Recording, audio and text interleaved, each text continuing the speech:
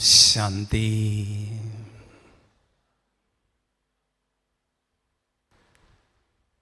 हमारा टॉपिक है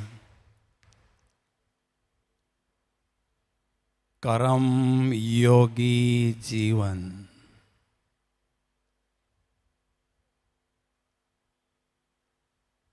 संगम योगी पुरुषार्थी जीवन का लक्ष्य है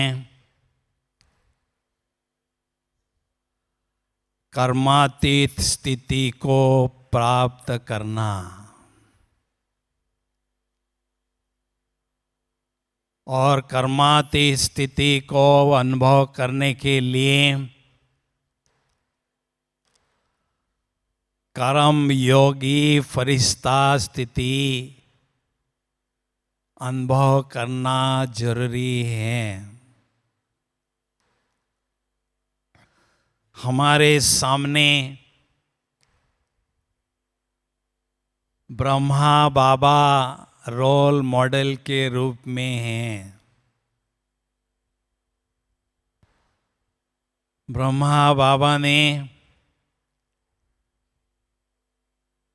कर्म योगी फरिश्ता बनकर कर्मातीत स्थिति की प्राप्ति की है। तो कर्म योगी अर्थात कर्म और योग साथ साथ अनुभव करना।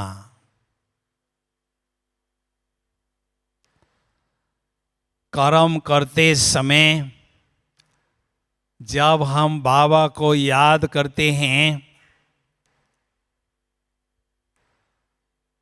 तो कर्मों में दिव्यता आती है। जो कर्म हम परमात्मा की याद में रहकर करते हैं वो कर्म यादगार के रूप में मनाया जाते हैं। बाबा मुरली में कहते हैं, मेरे बहादुर बच्चे वो हैं महावीर बच्चे वो हैं जो कर्म और योग साथ साथ करने की क्षमता वाले होते हैं। इसलिए कर्म के साथ योगाभ्यास करते रहना यह बहुत बड़ी संगम युग में उपलब्धि है। तो कर्म योगी बनने की यथार्थ विधि क्या है?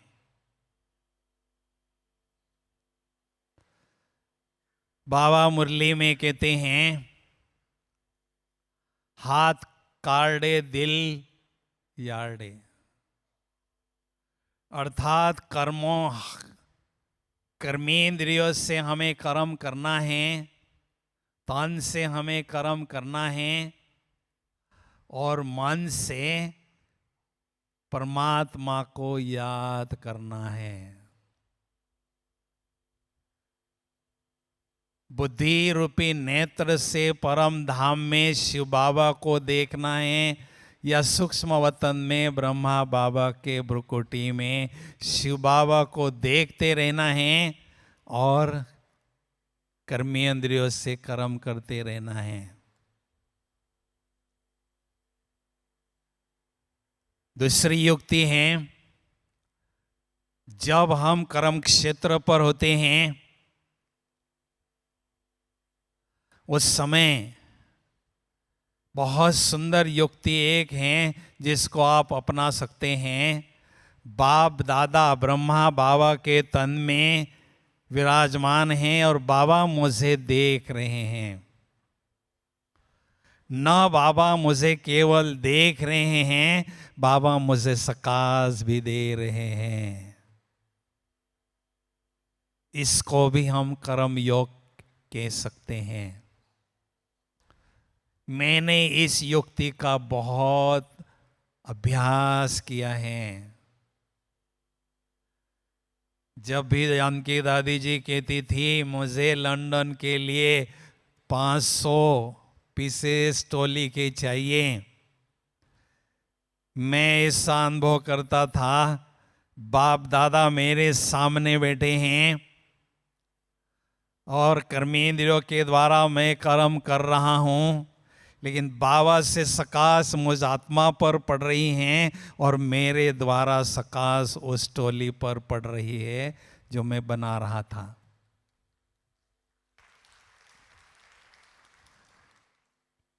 तो टोली में भी हम वाइब्रेशन बाबा की याद के भर सकते हैं और बाबा की याद भी हम कर सकते हैं। डबल कमाई हमारी होती रहती है। अभी कंप्यूटर का जमाना है, 1 in 1 का समय चला गया है। अभी 2 in 1 का, 3 in 1 का समय चल रहा है। एक ही साथ 2 काम करना, एक ही साथ 3 काम करना, ये समय चल रहा है। तो अभी कर्म करते समय योगाभ्यास में कैसे रहें, उसकी कुछ बातें मैं आपके सामने रखना चाहूँगा, जिसका अभ्यास आप करते रहेंगे तो आपका कर्म योग बढ़ता जाएगा, ये गारंटी है। क्योंकि मैंने ये अभ्यास जीवन में अपना कर प्रयोग किया है, प्रैक्टिकल में लाए हैं, तो आपको भी वो अनुभव कर मदद कर सकते हैं अनुभव करने के लिए। पहली युक्ति है, कर्म योगी बनने के लिए रोल कॉन्शियस नहीं, सोल कॉन्शियस बनने का अभ्यास गुप्त ही गुप्त करते रहें। जब हमें रोल कॉन्शियस होता है उस समय मैं बड़ा हूं, ये छोटा है, इसके कारण कभी अभिमान आने की संभावना हो सकती है और वो अभिमान कर्म योगी बनने में बाधा डाल सकता है। इसलिए रोल कॉन्शियस नहीं, हमें सोल कॉन्शियस बनने का अभ्यास करना है। गुप्त ही गुप्त स्वयं को आत्मा अनुभव करते रहें और जो भी हमारे संबंध संपर्क में आती है आत्माएं, उनको भी आत्मिक दृष्टि से देखने का अभ्यास करते रहें। परिणाम स्वरूप कर्म कॉन्शियस न बनते हुए हम कर्म योगी बन सकते हैं। दूसरी युक्ति, कर्म योगी बनने के लिए जब हम कर्म करते हैं उस समय कोई ना कोई ईश्वरीय नशे का अनुभव करने के लिए स्वमान के पॉइंट का अभ्यास करते रहना है। स्वमान के सिंहासन पर हमें डटे रहना है। हम बहुत रॉयल आत्माएं हैं, बाबा ने हमें बड़े बड़े टाइटलों से नवाजा है, क्योंकि हम बहुत बड़े बाप के बड़े बच्चे हैं। इसलिए जो भी सम्मान के टाइटल्स हमें बाबा ने दिए हैं उसमें से 1 या 2 सम्मान के पॉइंट्स का अभ्यास हमें करते रहना है। उससे क्या होगा, ईश्वरीय नशे का अनुभव हम करते जाएंगे और ईश्वरीय नशे का प्रभाव जब आत्मा पर पड़ता है तो तीन बातों के प्रभाव से हम निर्लिप्त रहते हैं, न्यारे रहते हैं। क्योंकि कर्म करते समय आत्मा पर तीन बातों का प्रभाव होने की संभावना होती है। पहली बात, जो हम कर्म करते हैं उसका प्रभाव आत्मा पर पड़ सकता है। दूसरा, जो कर्म साथी हमारे होते हैं उनके स्थिति का प्रभाव आत्मा पर पड़ सकता है। और तीसरा, वहाँ का जो वायुमंडल होता है उस वायुमंडल का प्रभाव आत्मा पर पड़ सकता है। तो तीनों बातों के प्रभाव से निर्लिप्त रहने के लिए ईश्वरीय नशे का प्रभाव आत्मा पर अनुभव करते रहे। वैसे भी ईश्वर की संतान होने के कारण हमारी ड्रेस है आत्मा की, ईश्वरीय नशे की ड्रेस है। वो ईश्वरीय नशे की ड्रेस पहनकर ही हमने कर्म क्षेत्र पर उतरना है। तीसरी युक्ति, कर्म योगी बनने के लिए हमें कर्म क्षेत्र पर रहते हुए साक्षी दृष्टा स्थिति को बढ़ाते रहना जरूरी है। जितना साक्षी दृष्टा बनते हैं उतना बाबा को साथी अनुभव कर सकते हैं। जब तक साक्षी नहीं तब तक बाबा को साथी अनुभव नहीं कर सकते हैं। तो साक्षी दृष्टा बनना अर्थात जैसे शिव बाबा परम धाम में बैठे हैं और बाबा इस बेहद के ड्रामा को साक्षी होके देख रहे हैं, बिल्कुल न्यारे होकर देख रहे हैं। इस बेहद के ड्रामा में कोई खुशी में झूम रहा है, कोई रो रहा है, कोई धो रहा है, कोई रड़ियां मार रहा है, कोई कुछ कर रहा है, बाबा साक्षी होके देख रहे हैं। ऐसे मुझे भी परम धाम में बैठकर या सूक्ष्म वतन में बैठकर अपने पार्ट को और अनेक आत्माओं के पार्ट को साक्षी होकर देखने का अभ्यास करना है। जब साक्षी होकर देखेंगे तो न्यारेपन की अवस्था की अनुभूति होती है। और जब न्यारे होते हैं तो बाबा के प्यारे स्वतः ही अनुभव करते हैं। बाबा की याद भी हमें सहज आने लगती है। तो इसलिए हमें साक्षी दृष्टा स्थिति को बढ़ाते रहना जरूरी है। चौथी युक्ति है, कर्म योगी स्थिति बनाने के लिए जो भी हमारी कर्मों की जिम्मेदारी हमें मिलती है, हर एक को जिम्मेदारी होती है, लौकिक और अलौकिक सेवा की जिम्मेदारी हर एक को, बाबा के बच्चे को मिली हुई है। तो हमें क्या करना है, जिम्मेदारी का बोझ बाबा के कंधे पर हमें रखना है और स्वयं को एकदम लाइट अनुभव करना है।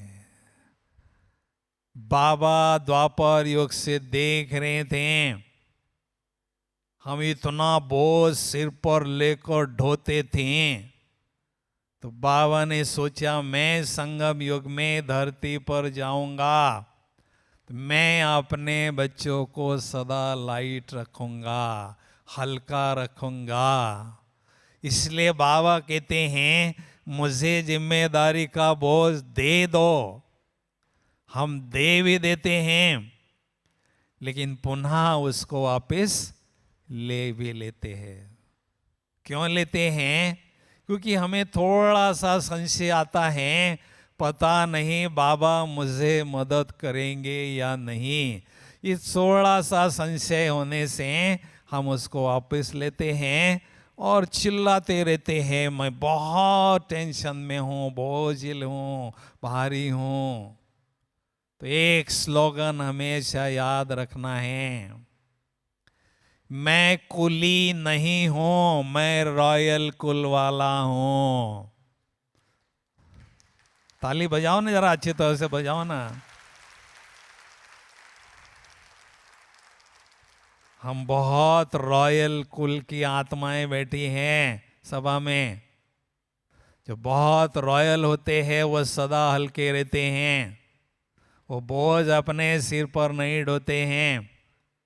इसलिए हमें जिम्मेदारी का बोझ बाबा को देना है और स्वयं को एकदम लाइट अनुभव करना है।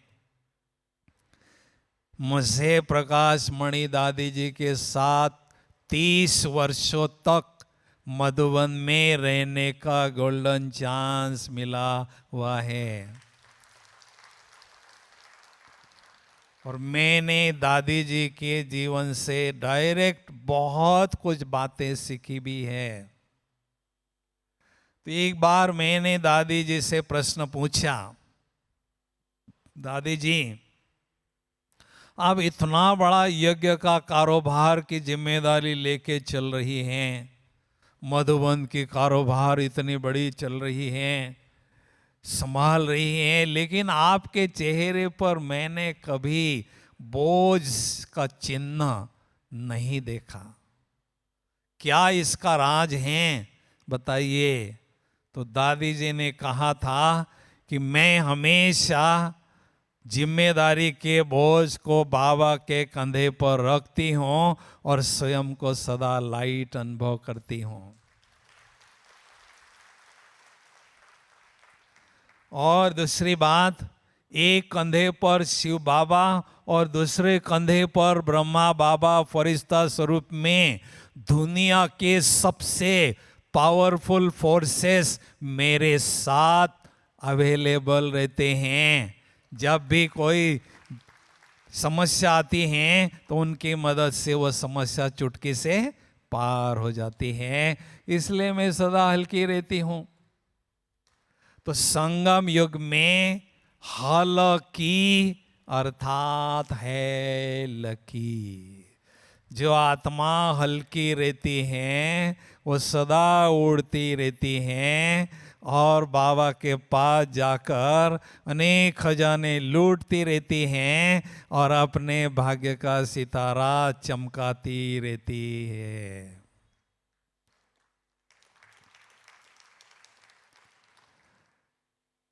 पांचवी युक्ति है, कर्म योगी स्थिति बनाने के लिए हमें एक बात का बहुत अभ्यास करना है। मैं कर्म योगी फरिश्तों की दुनिया से इस धरती पर आया हूँ कर्म करने के लिए, कर्म क्षेत्र पर अवतरित हो चुका हूँ।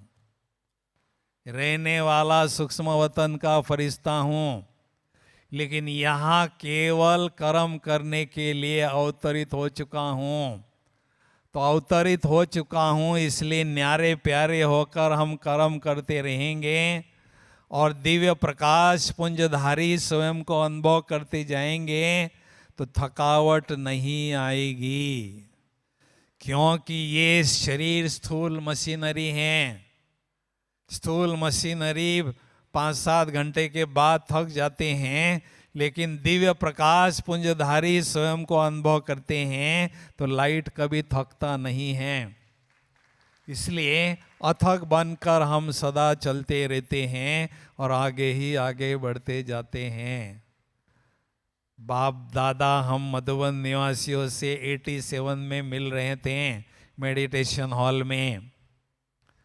तो बाबा ने कहा था मधुबन में तो आप बिल्कुल साधारण कर्म करते हो, भोजन बनाना है, सफाई करना है, कपड़े धोना है, बिल्कुल साधारण कर्म कर रहे हैं।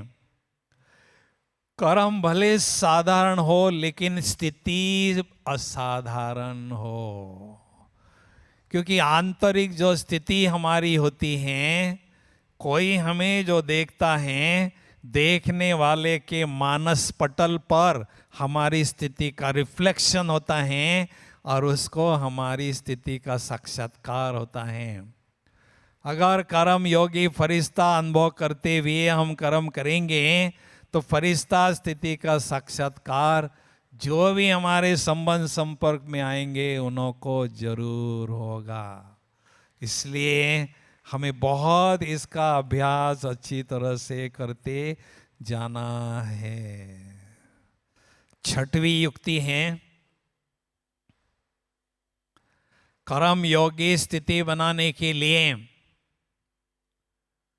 कर्म क्षेत्र पर रहते समय टकराव से हमें बचना है। आपस में कभी भी टकराव होने नहीं देना है, क्योंकि जहां टकराव वहां स्थिति का बिखराव हो जाता है।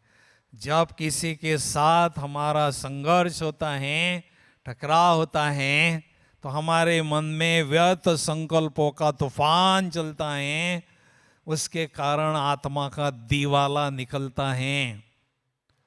इसलिए टकराव से बचे रहने के लिए कर्म क्षेत्र पर 3 सेवक हमारे साथ सदा रखने हैं। कौन से 3 सेवक? धैर्य, शांति और स्नेह। धैर्य, शांति और स्नेह, ये 3 सेवक आपके पास होंगे को कभी भी टकराव नहीं होगा। हर कर्म करते समय धैर्यता को अपनाएंगे, शांति को मेंटेन करेंगे और स्नेह को भी अच्छी तरह से अनुभव करते जाएंगे। तो आपसे बहुत प्रेम प्यार हमारा व्यवहार में बना हुआ रहेगा और बहुत अच्छी तरह से हम सेवा करते हुए आगे ही आगे बढ़ते जाएंगे। बाबा की जो जिम्मेदारी हैं उस जिम्मेदारी को सुचारू रूप से निभाते जाएंगे। इसलिए जैसे मौसम विभाग से हमें न्यूज़ आती है तूफान आने वाला है, बरसात आने वाली है, तो ऐसे सेवा के क्षेत्र में हम देखें कि टकराव होने की संभावना हो सकती है। उस समय हमने ये तीनों सेवकों को अपने साथ हाजिर अनुभव करना है, तो टकराव से हम बचे रहेंगे, हमारा संरक्षण उसमें बना रहेगा। 7वीं युक्ति है, कर्म योगी स्थिति बनाने के लिए श्रेष्ठ कर्मों की पूंजी को हमें बढ़ाते रहना है। भक्ति मार्ग में कर्मों की खेती गाई हुई है, हमें श्रेष्ठ कर्मों की खेती करना है, श्रेष्ठ कर्मों के खजाने को बढ़ाते जाना है। इससे क्या होगा? इससे कर्म योगी स्थिति बनाने में बहुत मदद मिलती रहती है। लेकिन श्रेष्ठ कर्मों की खेती बनाने के लिए हमें एक दर्श सामने रखना है, लक्ष्मी नारायण को हमारे सामने रखना है और तुलना करना है, क्या मेरे सूक्ष्म और स्थूल कर्म इनके जैसे महान हैं, दिव्य है, श्रेष्ठ हैं? तो हमें कमल आसन धारी बनकर कर्म करते रहना है, तो धीरे धीरे श्रेष्ठ कर्मों का खजाना बढ़ता जाएगा। कमल आसनधारी बनकर कर्म करना अर्थात न्यारे और प्यारे होकर कर्म करते रहना। और अमृत वेले एक पावरफुल संकल्प हमें रखना है। अमृत वेले पावरफुल संकल्प करना है कि आज मैंने श्रेष्ठ कर्मों का खजाना बढ़ाना है। और दूसरा संकल्प ये भी करना है कि आज सारे दिन भर में मैंने कर्म और योग साथ साथ चलता रहे, इस पर विशेष ध्यान देना है। अगर अमृत वेले दृढ़ संकल्प हम करते हैं तो हमें जरूर मदद मिलती है, बाबा की भी मदद मिलती है और स्वयं के मनसा की भी हमें मदद मिलती है। इसलिए अमृत वेले दृढ़ संकल्प करते हैं तो उसका प्रभाव सारी दिनचर्या पर ऑटोमेटिक रहता है और उसी अनुसार हमारी दिनचर्या चलती रहती है। और 8वीं युक्ति है, कर्म योगी स्थिति बनाने के लिए कर्म करते समय फल की आशा न रखे। गीता का ज्ञान भी कहता है, हे मानव कर्म किए जा, फल की इच्छा मत रखते जा। जो भी कर्म करते हैं भगवान को, ईश्वर को अर्पण करते जाओ, उसके फल की इच्छा नहीं रखो। अगर फल की इच्छा या आश हमारे मन में रहती हैं तो वो फल ही हमारी बुद्धि में रहता है, बाबा की याद नहीं रहती है। जो हम कर्म करते हैं उसका तो फल हमने मिलना ही मिलना है, कोई उसको छीनने वाला नहीं है। लेकिन कर्म करते समय मुझे ये फल मिलेगा, ये प्राप्ति होगी, ये उपलब्धि होगी, ये गिफ्ट मिलेगी, इसको बुद्धि से हटा देना चाहिए। बिल्कुल निस्वार्थ होकर हमें कर्म करते जाना है। और जो भी जैसे छोटा बच्चा होता है, हर कर्म करता है और बड़ों को बता देता है और निश्चिंत होकर सदा रहता है, ऐसे हमें कर्म करते जाना है, बाबा को बताते जाना है और स्वयं को निश्चिंत अनुभव करते जाना है। तो निश्चिंत मन हमारा मन मना भव का मंत्र का जाप सहज करता जाएगा। इसलिए ये बहुत गुप्त अभ्यास हमें अच्छी तरह से मदद करता रहता है। इसलिए विशेष एकदम निस्वार्थ होकर हमने हर कर्म करना है। ठीक है। बाद में कर्म योगी स्थिति बनाने के लिए 10वीं युक्ति है, बाबा ने हमें सेवा का खिलौना खेलने के लिए दिया है। ये खिलौना है, ये खिलौने से खेलते ही हमें नहीं रहना है। खेलते खेलते खेलते खेलते मैंने वहाँ अपने कर्मातीत स्थिति के लक्ष्य पर, मंजिल पर पहुँचना है, ये स्पष्ट होना जरूरी है। जैसा छोटा बच्चा मोबाइल से खेलता रहता है तो हमें हंसी आती है, ये देखो ये खेलता रहता, अपना समय और संकल्प शक्ति बर्बाद कर रहा है। तो ऐसे हम अगर सेवा के खिलौने से खेलते ही रहें और स्थिति पर ध्यान न दें, योगाभ्यास बढ़ाने पर ध्यान न दें, तो हम आगे नहीं बढ़ सकते हैं। ये बुद्धि में स्पष्ट रखना है कि सेवा के खिलौने से खेलते रहना है, लेकिन मुझे योगाभ्यास में रहकर डबल कमाई करते रहना है। ऐसा लक्ष्य होगा तो आप अपने कर्मातीत स्थिति के समय बहुत तेजी से पहुंच सकेंगे। तो इसलिए हम देखते हैं राम सीता और लक्ष्मी नारायण में क्या अंतर है। राम सीता बनने वाली आत्माओं ने संगम युग में बहुत सेवा की, बहुत सेवा की, बहुत प्रजा बनाई, लेकिन योग में वह कमजोर रहे। अंत तक माया से संघर्ष करते रहे, इसलिए उनको धनुष्यबाण गिफ्ट में मिल गया, जाओ भाई राज करो धनुष्यबाण लेकर।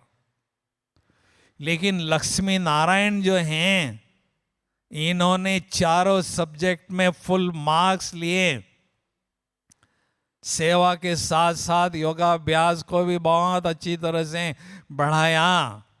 इसलिए लक्ष्मी नारायण जो है सारे संसार की जो क्रीम है, क्वालिटी वाली आत्माएं हैं, उन पर राज करते हैं। और राम सीता जो हैं वो क्वांटिटी पर राज करते हैं। इसलिए हमें ये ध्यान देना है, सेवा और शिवा ये दोनों का बैलेंस रखते ही आगे बढ़ते जाना है। सेवा खूब करना है, लेकिन शिव बाबा की याद भी हमें बहुत अच्छी तरह से करते जाना है। इसलिए बहुत हमें संतुलन रखने पर ध्यान देना है, क्योंकि हमारा लक्ष्य है योगाभ्यास में आगे बढ़ना। इस यूनिवर्सिटी के जो टॉपर्स होंगे वो होंगे योगी आत्माएं, वही स्कॉलर्स और चैंपियंस इस यूनिवर्सिटी के होंगे। क्योंकि हमारी रेस कितना अच्छा भाषण कर रहे, कितनी अच्छी धारणा कर रहे, कितनी अच्छी सेवा कर रहे, उसमें नहीं है। हमारी रेस है योगाभ्यास में। और इस रेस में हमने केवल रनर नहीं बनना है, हमें विनर बनना है। इसके लिए कर्म योगी बनकर हमें रहना है। कई सोचते हैं केवल हाथों से ही कर्म करना, इसको कर्म कहते हैं। नहीं, जितनी भी हमारी कर्मेंद्रियां है, देखना भी कर्म है, बोलना भी कर्म है, सुनना भी कर्म है, सोचना भी कर्म है। तो ऐसे तो 24 घंटे हम कर्म करते हैं। तो कहने का मतलब है, जितने भी कर्मेंद्रियों के द्वारा हम कर्म करते हैं, हमने बाबा की याद में रहने का पूरा पुरुषार्थ करते जाना है।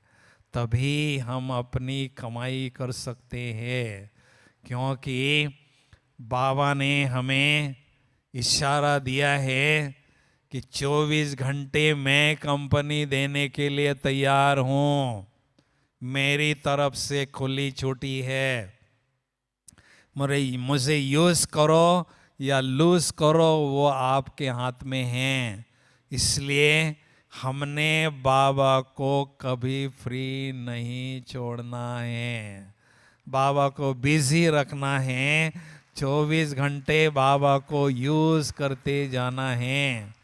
लेकिन होता क्या है, बिंदी समझकर बिंदी बाप को याद करते हैं, 1 घंटा 2 घंटे के बाद बोर हो जाता है।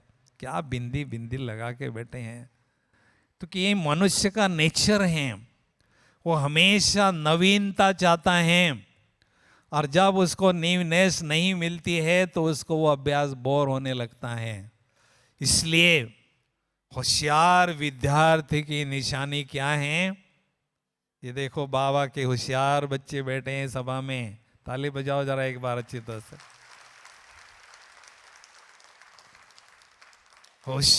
होशियार बच्चों की निशानी है जो होश में रहते हैं। होशियार,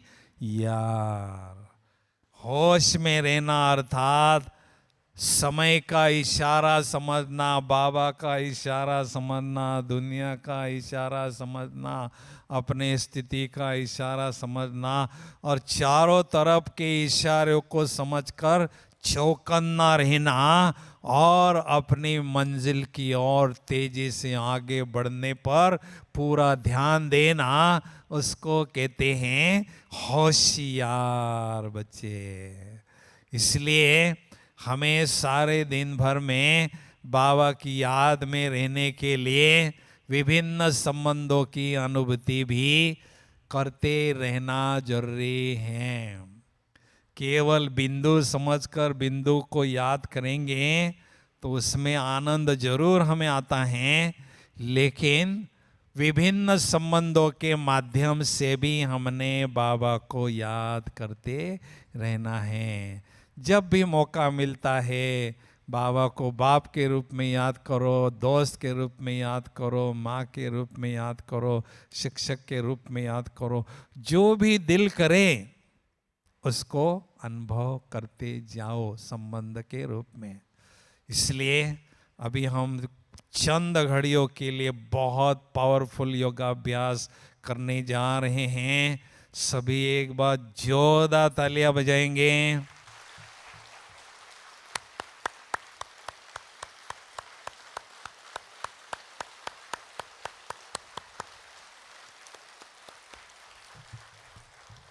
सभी चुस्त और मस्त होके बैठेंगे सीधा, पीठ की रीढ़ की हड्डी सीधी हो, बूढ़े की तरह नहीं बैठना है, सीधा बैठना है। ओम शांति।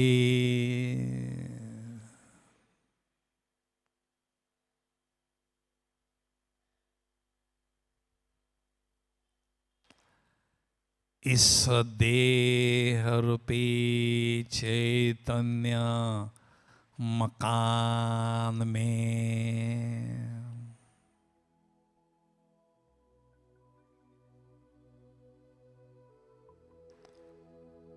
मैं आत्मा रूपी चैतन्य ज्योति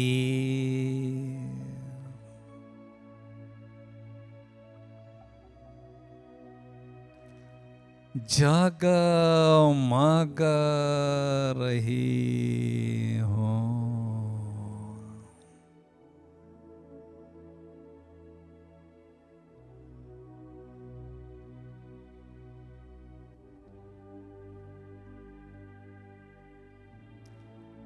मुझ आत्मा रूपी चैतन्य ज्योति से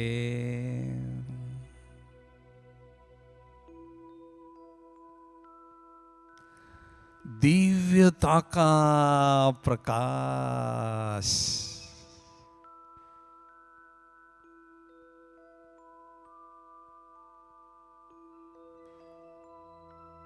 दिव्यता की रोशनी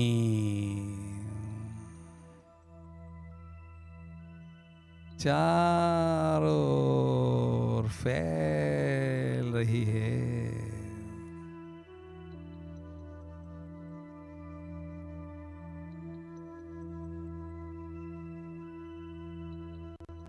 मुझ आत्मा रूपी चैतन्य ज्योति के चहु ओर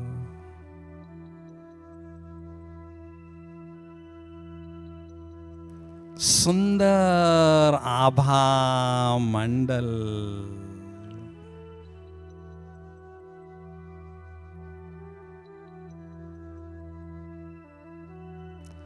दिव्य प्रकाश का औरा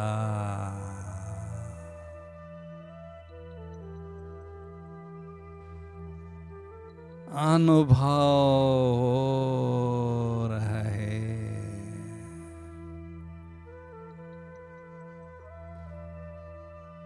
भगवान की नजरों में आई हुई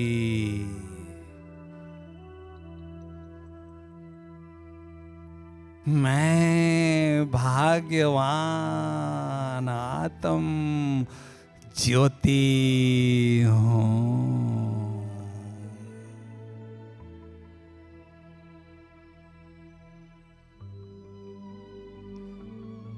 भाग्य विधाता भगवान हर रोज मुरली में मेरे भाग्य के गीत गाते थकते ही नहीं है।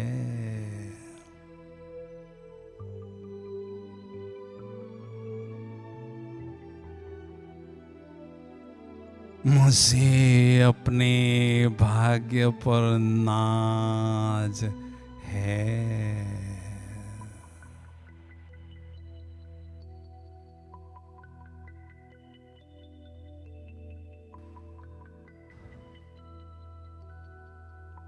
मैं आत्मा रूपी चैतन्य ज्योति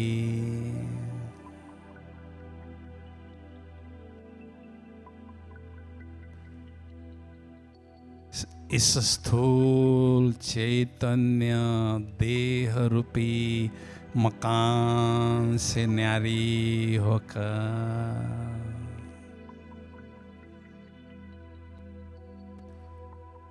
बुद्धि रूपी विमान में बैठकर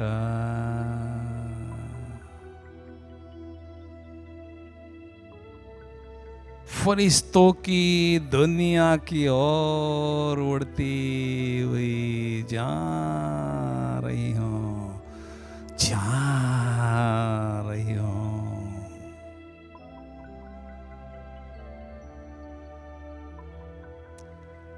इस साकारी दुनिया से पार उड़ती हुई जा रही हूँ। ओहो, फरिश्तों की दुनिया में पहुंच गई हूँ।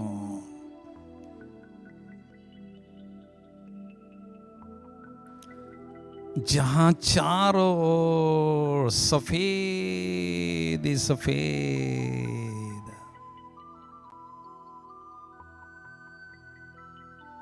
सफेद ही सफेद दिव्य प्रकाश ही प्रकाश है।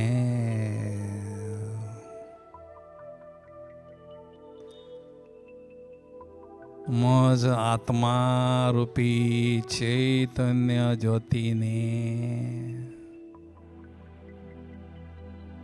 दिव्य प्रकाश पुंज की चमकीली फरिश्ता स्वरूप की ड्रेस धारण कर ली है। कितनी सुंदर हल्की फुल्की ड्रेस यह।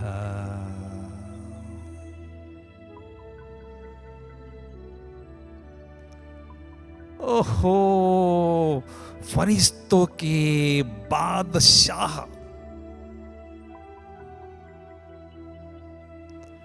प्यारे ब्रह्मा बाबा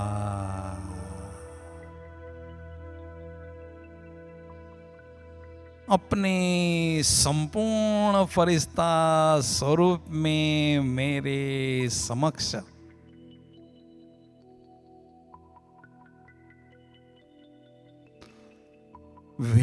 विराजमान है। मेरे डियरेस्ट डैड,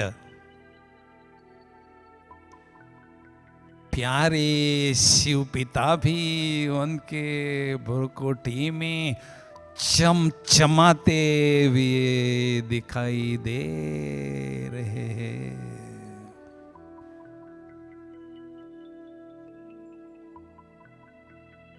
स्नेह के सागर बाप दादा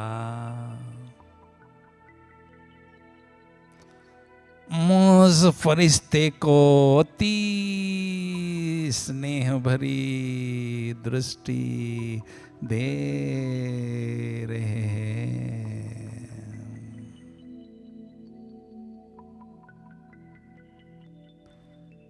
मैं फरिश्ता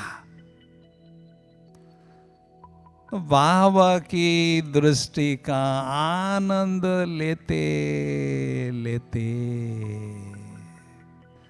बाबा की बाहों में समा गया हूँ।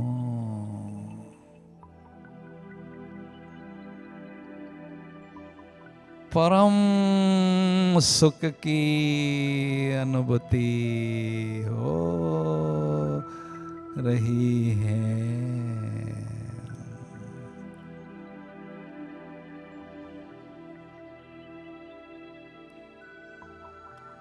फरिश्ता स्वरूप की चमकीली ड्रेस को छोड़कर मैं आत्म ज्योति बुद्धि रूपी विमान में बैठकर दिव्य ज्योति धाम की ओर उड़ती हुई जा रही हूँ, जा रही। ओहो, दिव्य ज्योति धाम में पहुंच गई हूँ।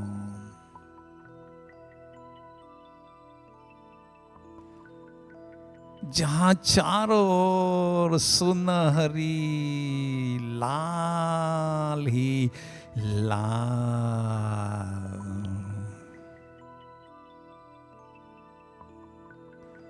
दिव्य प्रकाश ही प्रकाश है, शांति ही शांति, परम शांति है।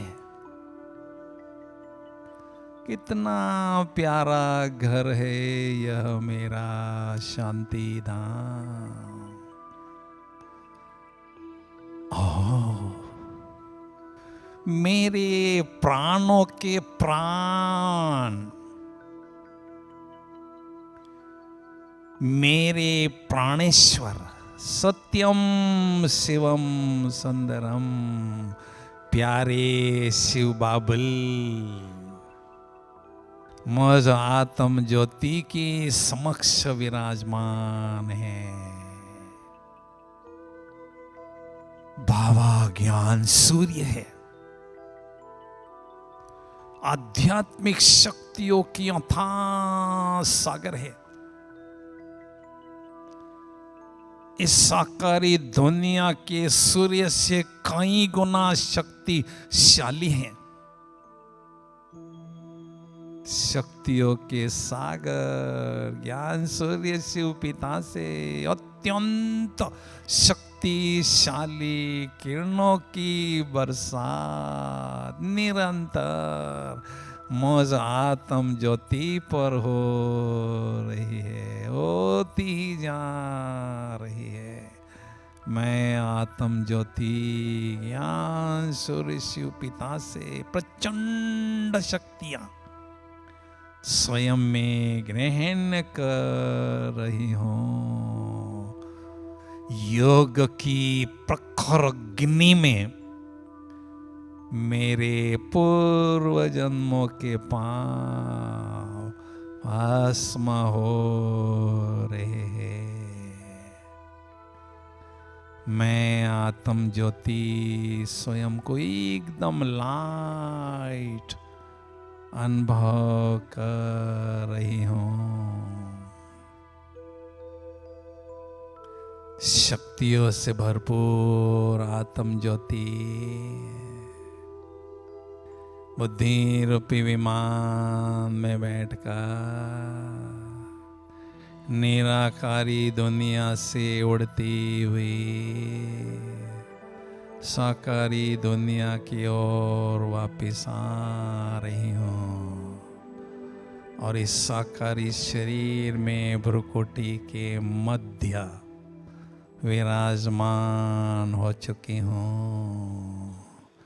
मेरे मस्तक पर मस्तक मणि आत्मा चमक रही है।